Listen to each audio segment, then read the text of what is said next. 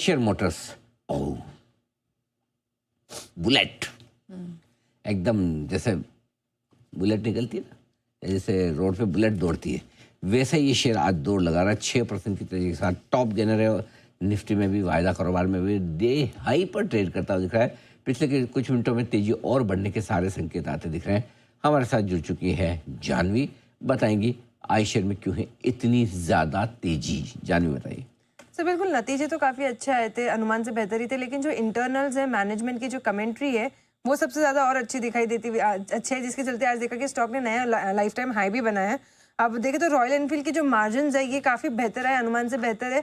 6 तिमाहियों के बाद अगर देखें तो रॉयल एनफील्ड के मार्जिन जो है ऊपरी स्तर पे पहुंचते हुए दिखे। इनफैक्ट इस तिमाही में कंपनी ने एक नई स्ट्रैटेजी भी अपनाई थी कि रॉ मटेरियल की कॉस्ट जो हम देख रहे थे कि यहाँ पर बढ़ती जा रही है। कंपनी ने ऑल्टरनेटिव रॉ मटेरियल्स यूज़ करने शुरू कर दी, जिनकी जो कीमत जो थी वो कम पड़ी, जिसके चलते मार्जिन में हमने देखा काफ़ी बड़ा एक्सपेंशन है और बड़ा बीट भी मार्जिन में उसी के चलते आता हुआ दिखा है। और कंपनी ने साफ कहा है कॉन कॉल में कि कंपनी वॉल्यूम ग्रोथ को प्रायोरिटाइज कर रही है। कंपनी मार्जिन एक्सपेंशन की तरफ नहीं देख रही, वॉल्यूम ग्रोथ पे ज़्यादा कंपनी का एक्सपेंशन पे फोकस रहने वाला है। एंड इनफैक्ट जब जीएसटी कट अनाउंस हुए थे, उस टाइम ये कहा गया था कि 450 सीसी और 650 सीसी में जो जीएसटी बढ़ा दिया था उसका एक नेगेटिव इम्पैक्ट आया था, लेकिन अब वो अगर देखें तो वो नेगेटिव इम्पैक्ट कम हो चुका है। अब उनके फाइनेंशियल्स में अब उसका इम्पैक्ट अब आता हुआ नहीं दिखेगा, तो वो एक पॉजिटिव चीज़ निकल के आई है। कंपनी ने आगे के लिए जो डिमांड आउटलुक भी दिया है वो भी काफ़ी स्ट्रॉन्ग है।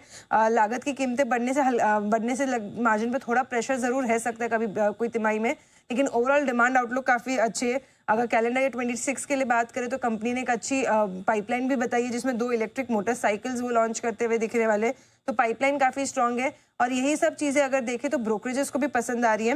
उनका कहना है कि इंडस्ट्री की जो बेहतर ग्रोथ है, इंडस्ट्री से बेहतर ग्रोथ जो कंपनी दे रही है वो प्रीमियम वैल्यूएशंस को जस्टिफाई कर रहा है। साथ साथ अगर देखें तो कंपटीशन और मार्जिन प्रेशर की जो चिंता है वो काफ़ी पीछे छूट चुकी है, और इसी के चलते FY27 तक का जो EPS है उसमें 3 से 4% की बढ़ोतरी कर दी है।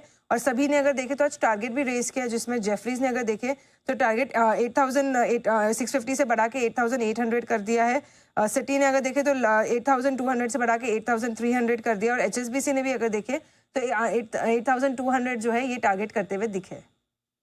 बिल्कुल, तो बड़े टारगेट्स और आयशर मोटर्स में तो तेजी है ही, उसके पीछे पीछे हम देख रहे हैं कि बाकी टू व्हीलर कंपनियों में भी जब ये नतीजा है सुबह से ही वहां पर भी तेजी बन रही है, बड़े टारगेट यहाँ पर बढ़ोतरी देखने को मिल रही है आयशर मोटर्स के लिए। एक बार सिद्धार्थ जी आप सलाह दीजिए आयशर मोटर्स पर। बिल्कुल पूजा जी, देखिए आपने बिल्कुल ठीक कहा, एक बड़ा अपमूव आज के सेशन में हमने देखा है। इनफैक्ट इस बड़े अपमूव के साथ साथ आज एक ब्रेकआउट भी स्टॉक में आता हुआ दिखा है। आपने ऑल टाइम हाइस को तो टच किया ही है, ब्लू स्काई जोन में एंटर कर चुका है। अभी भी फ्रेश लॉन्ग पोजीशंस बनाने के लिए थोड़ा सा एक बाय ऑन डिप्स की स्ट्रेटेजी को फॉलो कर सकते हैं, बट किसी के पास एग्जिस्टिंग लॉन्ग पोजीशंस हैं तो डेफिनेटली होल्ड करके चलना है। 8000 तक के लेवल्स भी अगले कुछ दिन में आयशर बहुत आराम से हमें दिखा सकता है।